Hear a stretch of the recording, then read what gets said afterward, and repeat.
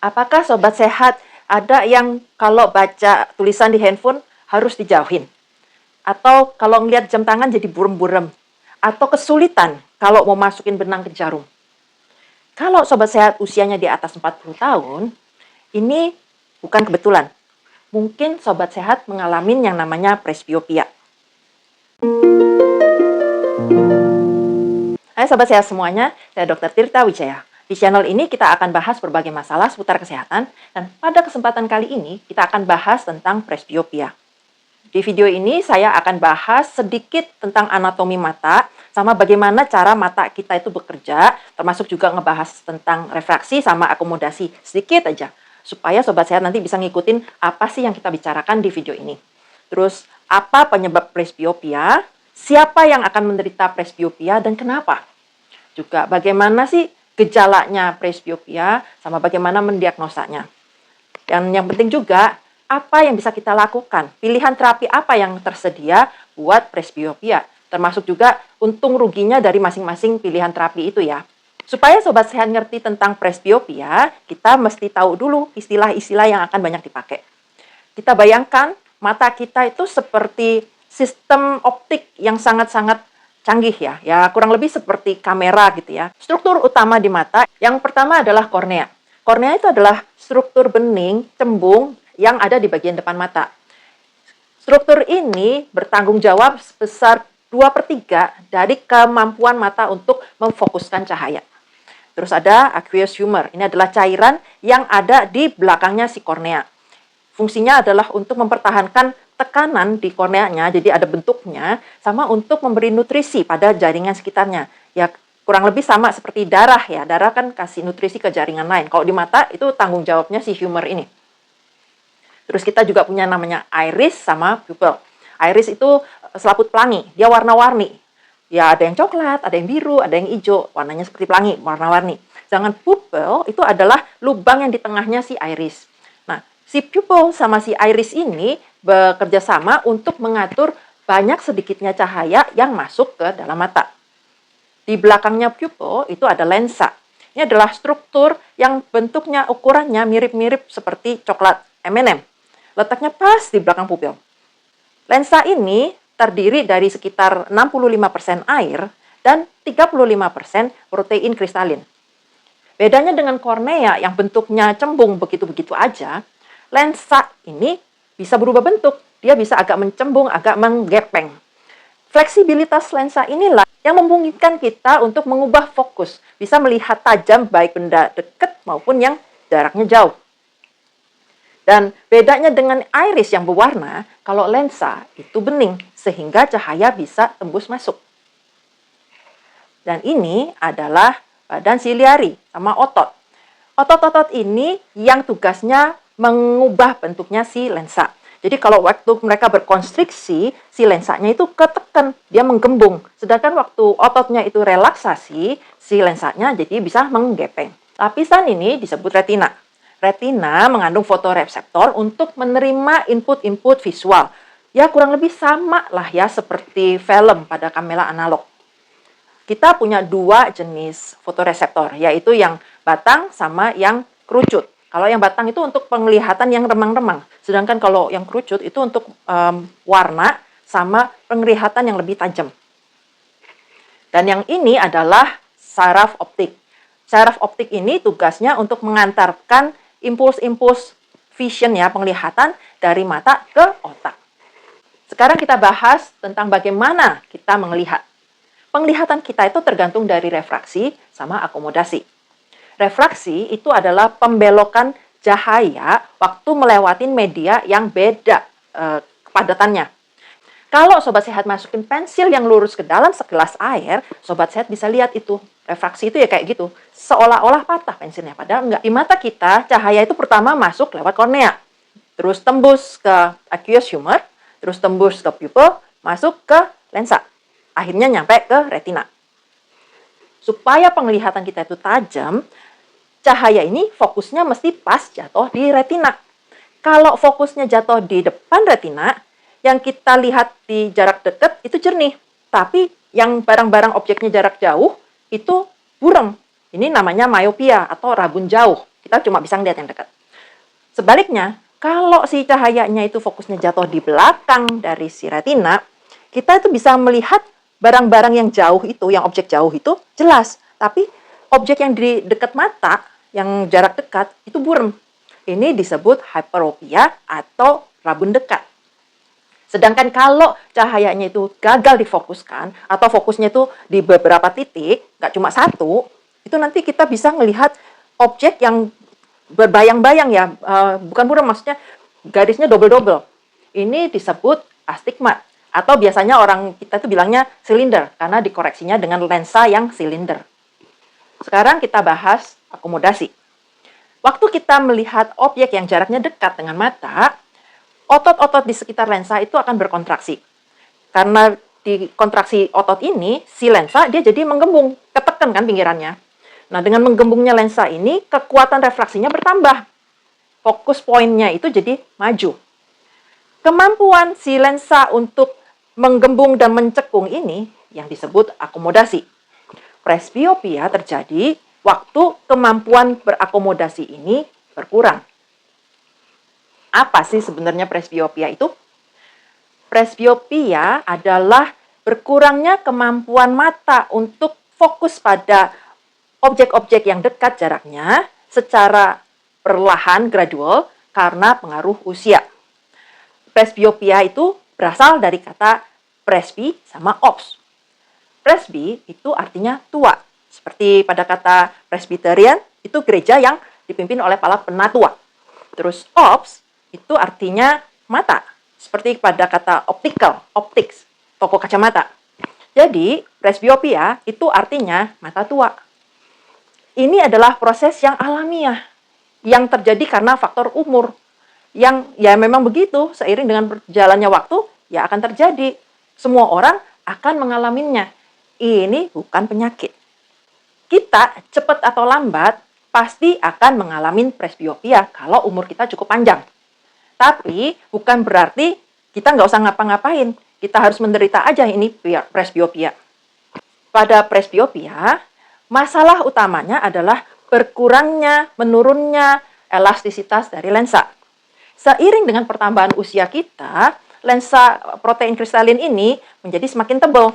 Terus semakin buram juga sih sebenarnya. Tapi ini sudah pernah saya bahas di video saya tentang katarak. Nah, proteinnya lensa ini mengalami perubahan biochemical. Terus kapsulnya juga makin kaku. Nah, mungkin juga ditambah dengan kekuatan otot-otot di sekeliling lensa yang mungkin juga menurun. Seiring dengan semakin berkurangnya fleksibilitas dari si lensa, waktu si ototnya berkontraksi, lensa jadi kurang bisa menggembung ya waktu si otot berkontraksi. Nah, karena kurang bisa menggembung, akomodasinya berkurang. Akibatnya, objek-objek yang jaraknya dekat dari mata susah untuk dilihat dengan jernih, dengan tajam. Kemampuan akomodasi ini memang berkurang seiring dengan pertambahan usia. Waktu kita usia sekitar 10 tahun ya, itu kekuatannya bisa sekitar 14 diopter. Waktu kita berusia 40 tahunan, itu kekuatannya tinggal sekitar 4-5 diopter aja. Jadi berkurang kemampuan dia untuk begini-begininya. Waktu umur 60, rata-rata udah hampir nggak bisa lah. Udah memang begitu-begitu aja, kaku. Itu sebabnya presbiopia umumnya mulai dikeluhkan pada saat kita berusia sekitar 40-45 tahunan. Dan akan terus memburuk, akan terus makin parah seiring dengan pertambahan usia. Boleh dibilang yang namanya presbiopia ini akan kena ke semua orang, 100% akan kena kalau umurnya cukup panjang. Kalau nggak meninggal lebih dulu sebelum kena presbiopia karena sebab lain. Faktor risiko dari presbiopia tentunya adalah yang utama adalah usia. Ini yang nomor 1. Terus yang kedua adalah hiperopia atau rabun dekat. Jadi mereka ini yang rabun dekat, dia akan mengalami presbiopia lebih awal, lebih muda dibandingkan mereka yang rabun jauh. Terus diabetes, penyakit kardiovaskular, jantung, sama mereka yang mengkonsumsi obat-obatan tertentu seperti antihistamin, antidepresan, macam-macam. Kalau perempuan umumnya lebih awal ya merasakan keluhan dari presbiopia ini. Mungkin karena perempuan umumnya lengannya lebih pendek dibandingin laki. Jadi kalau laki bisa sampai lebih jauh waktu baca, perempuan segini udah susah, dia nggak bisa mundur lagi karena tangannya kurang panjang. Keluhan presbiopia yang umumnya disampaikan itu adalah kesulitan untuk membaca tulisan yang kecil-kecil, yang hurufnya kecil-kecil. Terus harus memegang bacaan itu makin lama makin jauh. Sama matanya jadi capek, atau kita bilangnya astenovia. Terus juga sakit kepala, kadang ya jadi pening gitu, nyut-nyutan kalau habis melihat atau kerja yang membutuhkan penglihatan dekat. Misalnya habis jahit, nulis, atau gimana. Sama butuh cahaya lebih terang kalau lagi membaca. Terus juga jadi buram ya, terutama kalau melihat barang-barang yang dekat, objek yang dekat. Dan keluhan ini umumnya lebih parah waktu cahayanya itu kurang terang. Karena waktu cahaya kurang terang kan pupil harus dilatasi lebih besar. Akibatnya si fokusnya itu jadi berkurang. Tapi ini bukan berarti bahwa semua buram yang jarak dekat itu adalah presbiopia ya. Ada hal-hal lain yang keluhannya itu mirip-mirip dengan presbiopia. Dan tentunya penanganannya akan beda-beda. Contoh kondisi lain yang keluhannya mirip-mirip dengan presbiopia itu adalah hiperopia atau rabun dekat tadi saya bilang ya. Terus katarak stadium awal itu juga buram-buram juga. Diabetik retinopati, terus degenerasi makula, sama yang disebabkan atau yang terkait dengan obat-obatan tertentu. Secara garis besar, presbiopia itu terjadinya secara perlahan, pelan-pelan, sedikit-sedikit dalam waktu yang panjang. Tapi ini juga bukan berarti bahwa semua perubahan atau hilangnya penglihatan yang terjadi secara perlahan itu adalah presbiopia. Karena yang namanya pencegahan itu lebih baik daripada mengobatin, sebaiknya kalau sobat sehat mengalami gangguan penglihatan, periksain aja ke dokter. Supaya bisa diperiksa benar-benar dan dapat diagnosis yang benar, jangan kira-kiraan. Berikut ini adalah hal-hal yang perlu sobat sehat semua perhatikan, red flags. Dan kalau kejadian cepat-cepat harus periksakan ke dokter. Yang pertama itu adalah penglihatan yang buram mendadak. Terus penglihatan double, ganda, nyeri di mata, terus berkelip-kelip, penghilangnya penglihatan perifer itu yang di samping-samping. Sama sakit kepala yang terus-menerus atau yang parah, yang dikasih obat pun nggak mempan. Ini adalah tanda-tanda bahaya yang mungkin akan menyelamatkan sobat sehat dari kehilangan penglihatan yang permanen. Atau mungkin kondisi lain yang nggak kalah gawatnya, misalnya stroke. Jadi sekali lagi, lebih baik kita keparnoan. Kita periksain, tapi ternyata nggak apa-apa, daripada kita anggap nggak apa-apa, tapi ternyata bahaya. Pemeriksaan mata secara rutin itu disarankan ya setiap 2-4 tahun sekali untuk mereka yang berusia di bawah 55 tahun dan setiap 1-3 tahun sekali untuk mereka yang berusia di atas 55 tahun atau lebih sering lagi kalau ada faktor-faktor risiko. Rutin itu artinya tetap perlu dilakukan, disarankan untuk dilakukan meskipun nggak ada keluhan sama sekali. Diagnosis presbiopia sebenarnya sederhana sih ya. Ya, caranya itu pemeriksaan ketajaman penglihatan. Biasanya diperiksa itu bukan cuma penglihatan dekat aja, tapi penglihatan jauh juga sekalian diperiksa. Dan itu pemeriksaan refraksi, terus ada yang slit lamp, sama pemeriksaan retina juga dilihat. Kalau memang ada presbiopia, biasanya juga akan diperiksa lensanya itu yang mana yang cocok, diganti-ganti lensanya untuk tahu ukuran yang diperlukan. Diagnosis presbiopia ini dilakukan di klinik. Nggak perlu pemeriksaan pencitraan, nggak perlu scan-scan apa, nggak perlu pemeriksaan darah.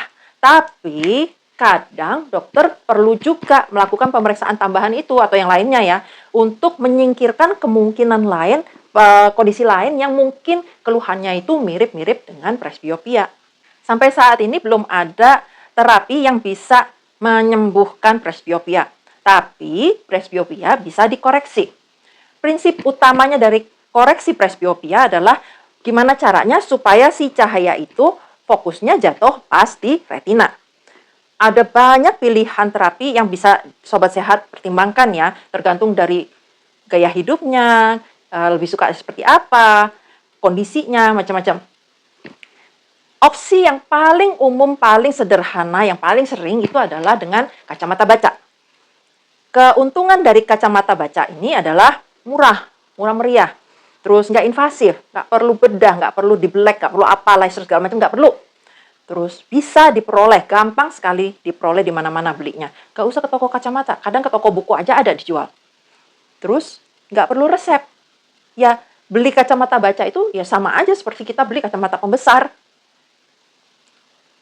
Kekurangannya dari si kacamata baca adalah kalau mau ngeliat jauh ya harus dilepas. Banyak orang tuh kalau pakai kacamata baca, kalau mau lihat jauh dia dipelorotin kacamata bacanya atau ditaruh di kepala. Dan ini yang kedua ya, mungkin bisa kurang praktis ya buat beberapa orang gitu ya. Pilihan kedua adalah lensa bifokal. Ini untuk mengkoreksi penglihatan jarak dekat tanpa mempengaruhi penglihatan jarak jauhnya. Atau bisa juga ya untuk jarak dekat dikoreksi sekaligus untuk jarak jauh juga dikoreksi. Tapi dilakukan secara waktu yang bersamaan. Kacamata ini lensanya ada dua bagian. Yang bawah itu biasanya untuk penglihatan dekat, sedangkan untuk penglihatan jarak jauhnya tuh di bagian atas. Kelebihannya dari lensa bifokal ini lebih praktis dibandingkan yang simple, karena bisa dipakai untuk melihat dekat dan melihat jauh sekaligus. Dan ini juga efektif dan nggak invasif, nggak pakai bedah, laser segala macam. Kekurangannya dari lensa bifokal itu nggak cantik ya, ada garis di lensanya, di bagian bawah lensa yang memisahkan antara bagian buat ngebaca sama buat jarak jauh. Sama kita perlu beradaptasi waktu pakai lensa ini, karena kalau kita pakai bagian lensa yang salah, itu kadang bisa kepalanya pening. Jadi kita kalau mau ngeliat jauh pakai lensa yang buat bacanya, ya bureng nanti. Sebaliknya juga begitu. Dan biasanya lensa ini harus dipesen, nggak bisa beli begitu aja, karena kan harus disesuaikan ya antara atas sama yang bawahnya. Jadi nggak terlalu gampang belinya, harus order. Yang ketiga itu adalah kacamata dengan lensa progresif. Ini seperti bifokal, tapi lebih canggih. Karena nggak ada garisnya itu yang memisahkan antara jarak dekat sama jarak jauh. Jadi perubahan powernya si lensa yang jarak dekat sama jarak jauh itu terjadinya gradual, nggak kelihatan garisnya. Kelebihan dari kacamata lensa progresif ini adalah ya lebih cantik, lebih estetik ya, karena nggak kelihatan garisnya antara yang lihat dekat sama lihat jauh. Itu juga non-invasif, ya sama-sama nggak butuh bedah, laser, segala macam. Sama lebih praktis, nggak harus lepas pasang kacamata. Kekurangannya, lensa progresif ini ya tentunya lebih mahal dibandingkan yang simple. Sama mungkin juga ada gangguan dari penglihatan perifer ya, karena kan perpindahannya itu gradual. Kita nggak tahu nih bagian mana yang jarak jauh sama yang jarak dekat. Tapi kalau udah terbiasa, harusnya sih nggak masalah. Jadi kita udah tahu nih batasnya di mana. Untuk orang-orang yang nggak suka pakai kacamata, mungkin bisa dipertimbangkan lensa kontak. Lensa kontak ini seperti kacamata, tapi bedanya nggak pakai gagang, nggak pakai frame. Lensanya dimasukin ke dalam kelopak mata, ditaruh pas di depannya si kornea. Untuk lensa kontak ini ada beberapa pilihan yang bisa dipertimbangkan ya. Pertama mau yang hard lens, yang keras, atau yang soft lens, yang lunak. Kalau hard lens itu biasanya penglihatannya lebih konsisten, lebih tajam, lebih jernih.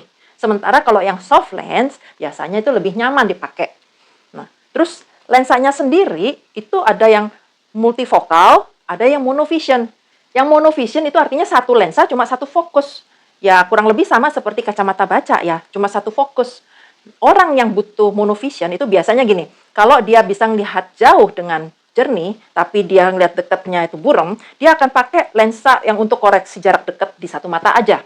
Jadi mata yang dipakein lensa yang monofokal ini dipakai untuk baca. Sedangkan untuk melihat jauh, dia akan mengandalkan mata satunya yang tanpa lensa. Nah, cara yang begini akan menimbulkan gangguan persepsi kedalaman ya. Jadi kalau main bulu tangkis itu bisa sering nggak dapet itu, karena dia nggak lihat jarak si ininya, susah untuk memperkirakan jaraknya. Karena untuk memperkirakan jarak itu butuh kedua mata kerja bersama. Sedangkan kalau yang koreksinya monofokal, ini satu buat jarak dekat, ini satu buat jarak jauh. Jadi dia susah memperkirakan jarak atau kedalaman. Tapi ini adalah solusi untuk lensa kontak yang murah, karena kita cuma perlu beli satu lensa yang fokusnya itu single. Dan kekurangan dari lensa yang monofokal ini ya buat sebagian besar orang nggak terlalu masalah sih. Sedangkan yang multifokal itu kira-kira sama seperti lensa yang bifokal. Jadi dalam satu lensa itu ada dua fokusnya, untuk jarak dekat sama jarak jauh. Biasanya jarak dekat itu di tengah, jarak jauhnya itu di samping-sampingnya. Dan ini ya tentunya lebih mahal ya. Keuntungan dari menggunakan lensa kontak itu ya jelas ya nggak harus pakai kacamata. Jadi lebih, kalau misalnya mau berenang itu lebih nyaman gitu ya. Dan ini juga nggak invasif, nggak ada pembedahan segala macam, cuma ya harus masukin lensa ke dalam mata. Dan secara estetik lebih cantik ya, karena nggak pakai kacamata. Kekurangannya dari penggunaan lensa kontak ini, ya peningkatan risiko terjadinya infeksi di mata, terus mata kering, terus nggak semua orang loh bisa masukin lensa ke dalam kelopak mata itu. Sama kalau dibandingin dengan kacamata, ya lebih mahal ya, apalagi kalau pakai lensanya itu kontak lensnya yang harian, mingguan, jadi kan harus terus-terusan beli. Jadi untuk jangka panjang itu jatuhnya lebih mahal. Sama butuh perawatan yang lebih, menurut saya lebih ngeruwet ya. Jadi harus dicuci, disimpan, ya kayak gitu-gitulah. Kalau pakai kacamata kan nggak cuma dikosok-kosok pakai lapnya aja. Untuk mereka yang nggak mau pakai kacamata dan nggak mau pakai contact lens, bisa mempertimbangkan dilakukannya pembedahan. Ada beberapa jenis pembedahan buat presbiopia. Keuntungannya dari terapi berupa pembedahan ini adalah ya jangka panjang, nggak harus lepas pasang, terus nggak perlu pakai kacamata tentunya ya, dan nggak ngeruwet perawatannya seperti kalau kita pakai kontak lens. Kekurangan dari pembedahan adalah ya tentu aja ya, namanya operasi, semua operasi mau yang gede mau yang kecil pasti ada resikonya masing-masing. Tuh, satu. Terus yang kedua, biaya. Ini yang jelas biayanya pasti lebih mahal daripada kalau kita beli kacamata atau contact lens.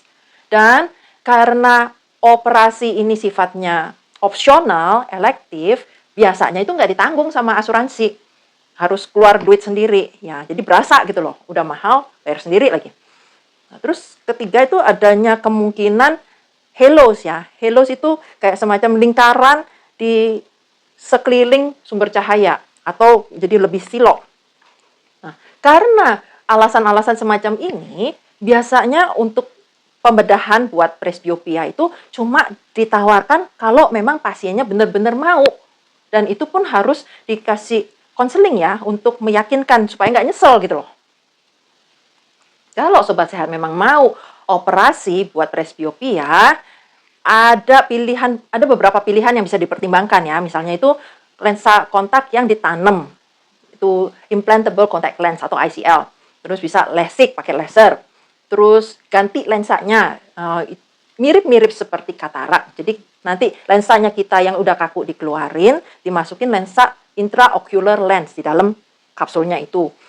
Terus ada corneal inlays. Wah, macam-macam deh. Masing-masing pembedahan ini ada keunggulannya sendiri, ada kekurangannya sendiri. Ini sebaiknya dibicarakan, didiskusikan dengan dokter mata masing-masing, sesuai dengan kondisi masing-masing pasien, mana yang paling sesuai. Apa komplikasi dari presbiopia? Presbiopia per se itu nggak menyebabkan kebutaan. Tapi presbiopia yang nggak ditanganin dengan baik, yang nggak dikoreksi, itu bisa menyebabkan menurunnya produktivitas. Baca buku yang tadinya cukup 5 jam, sekarang butuh 2 hari. Bisa menyebabkan juga meningkatnya risiko jatuh pada orang-orang berusia lanjut. Terus mengurangin kemampuan dalam bekerja. Sama menurunkan kualitas hidup. Lalu bagaimana cara mencegah presbiopia? Sampai saat ini, belum ada cara yang terbukti bisa mencegah presbiopia. Tapi bukan berarti ya udah gitu-gitu aja. Enggak, kesehatan mata kita ini tetap perlu dijaga. Dan gaya hidup yang baik untuk kesehatan mata secara keseluruhan adalah mengendalikan kadar gula darah, terutama pada mereka yang menderita diabetes. Terus melindungi mata dari paparan sinar ultraviolet. Berhenti merokok, terus menjaga berat badan dalam rentang yang sehat, dan mengonsumsi makanan yang kaya dengan antioksidan, sama memeriksakan mata secara teratur. Ada saya dengar tuh banyak, oh ini bisa mencegah presbiopia, oh itu bisa mencegah mata jadi buram. Tapi sejauh ini belum ada penelitian skala besar dengan kualitas bagus yang membuktikan hal-hal itu. Jadi itu cuma klaim aja ya. Presbiopia itu bukan merupakan kelemahan, bukan merupakan penyakit. Presbiopia itu adalah bagian normal dari proses penuaan. Semua orang cepat atau lambat kalau tua akan mengalaminya. Kurang lebih itu sama seperti rambut putih, uban. Kalau Sobat Sehat mulai berasa, ini mau ngeliat kalender kok jaraknya agak susah ya. Tadinya di meja kalendernya kebaca, jadi sekarang nggak kebaca. Atau baca WA itu jadi harus jauh-jauh. Udah, baiknya periksain aja ke dokter. Penglihatan yang jernih itu bukan cuma semata buat kenyamanan, tapi juga buat keamanan sama kualitas hidup. Itu sharing saya hari ini tentang presbiopia. Semoga apa yang saya sharingkan hari ini bermanfaat dan jadi berkat buat Sobat Sehat semuanya. Kalau Sobat Sehat suka dengan bahasan semacam ini, mohon like video saya, subscribe di channel ini, dan aktifkan notification-nya dengan menekan tombol lonceng, supaya Sobat Sehat akan dapat pemberitahuan dari YouTube kalau saya upload video-video baru. Sama, kalau ada nih temennya, saudaranya yang umurnya udah 40-an ke atas, boleh di-share video ini, mana tahu nih ya sebenarnya dia lagi struggling, aduh kok baca EWA jadi susah ya. Nah, jadi tahu kenapa. Kalau Sobat Sehat ada pertanyaan seputar kesehatan, ya nggak harus tentang presbiopia, tentang apa juga boleh yang terkait kesehatan, boleh nih langsung diketik aja di komen, nanti kita akan bahas di video-video berikutnya. Tapi please, jangan konsul. Yang namanya konsultasi itu harus dikerjakan secara personal antara pasien dengan dokternya. Nggak bisa di forum yang sifatnya umum seperti ini. Ini adalah disclaimer saya.